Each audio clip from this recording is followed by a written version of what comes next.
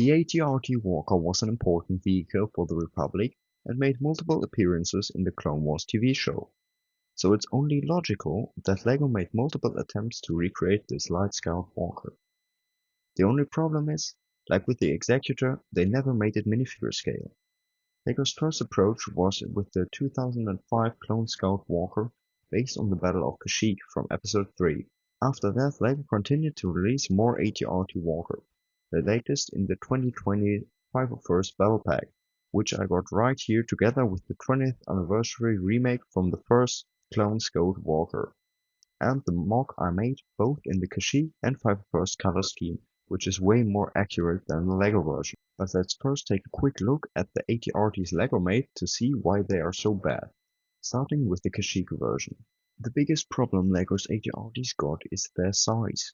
The AT-RT is 3.4 meters or 11 feet tall, converting to a little over 10 studs in minifigure scale, but we can already see right here that even the legs are more than 10 studs tall. That way it looks more like an artillery walker than a light scout walker. The next problem is the articulation. Even though the legs can go very far back, they can't go forward at all, making it very difficult to pose this walker. And it can't even walk. Another issue are all those gaps in the front plating created by all those clips. Additionally, I'm not the biggest fan of all those stickers. The articulation in the front cannon is also very limited, as it can only go from side to side, but not up and down even a little bit.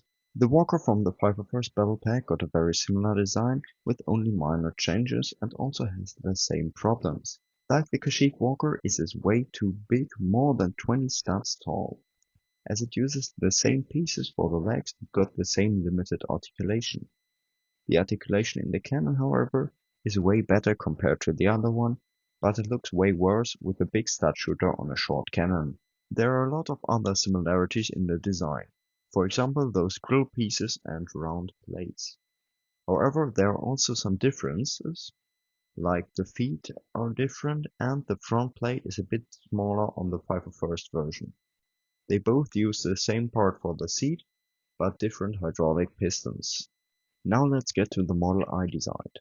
It consists of exactly 49 parts and got very movable legs, which can get all the way back and to the front, so it can actually walk. It stands pretty solid as well. It is a little over 10 studs tall to have an accurate minifigure scale. The cannon is also able to articulate pretty well and doesn't have an ugly stud shooter. On the back we got the antennas for long-range communication. And here we got the hydraulic pistons. If we compare this to the LEGO version, we can see that the details are very similar, just at a different scale, like the cannon, hydraulic parts, grill pieces and antenna. The hardest part was to build these angled front plates without creating any gaps. I used these curved 1L bar pieces to create the angle. For the seat I used brown parts to hold minifigure legs to create a leather optic. Besides the Kashyyyk version, I also made one in the 501st color scheme. It is built the exact same way except for some color swaps. The problem here was that I just couldn't implement the signature white stripe in the middle on a 2x plate, as I didn't want to use stickers like the LEGO model, but I don't think it's a big deal.